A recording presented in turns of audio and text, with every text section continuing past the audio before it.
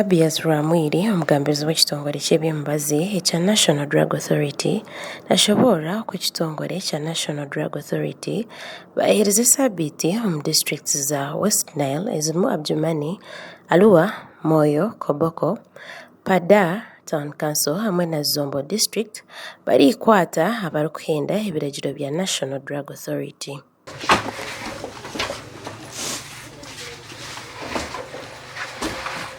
Omu kikwekweto eki bashangira eduuka z'emibazi 15 zirikora zitiine bihandiiko kandi ziine n'abantu abatatendekirwe kandi ezo eduuka zikingirwe. Emibazi ekugurwa $48,000,000 niyo ekwasirwe.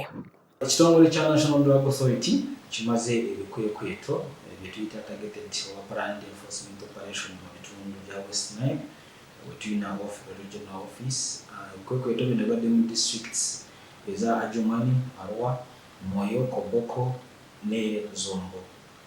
Mu kikwekweto kino obuduuka obuwadde nga tebulina bisaanyizo obuwera 15 twabugaddemu ko kusanga tebulina license obanga abakulwanya nga tebalina bisaanyizo, era mu buduuka omwo tujjamu eddagala ly'ebox eziwera 19 nga zino zibalwamu obukadde obuwera 5 mu ssente za Uganda. Okurugirira Abias Rwamwiri, poliisi etiire emishango ejjaho amaduuka 3 agarikuguza emibazi gatiine bihandiiko kandi amaduuka aga ni Zaifa Pharmacy, Akubus Pharmaceuticals hamwe na Senya Pharmacy.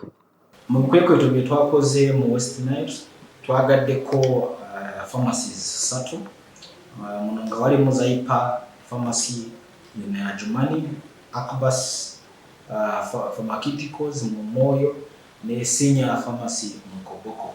Era ne bananyine abadde bakulira pharmacies zino nga bazirwaninga basatu twabakutte.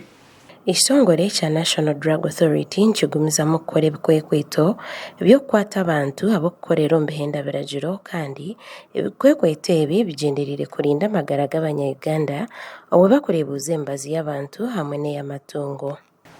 Why have you been conducting these enforcement operations? We have identified some non-compliant issues in the regions. These are people who open outlets, pharmacies, drug shops without license. They don't even come to office to seek for permission or to seek for advice. Okurugirira Abias Rwamwiri, abantu abatiine bihandiiko kukora hamwe n'abantu abarikukora abatiine bihandiiko nibaragirwa kukinga emirimo yaabo bikiri kare.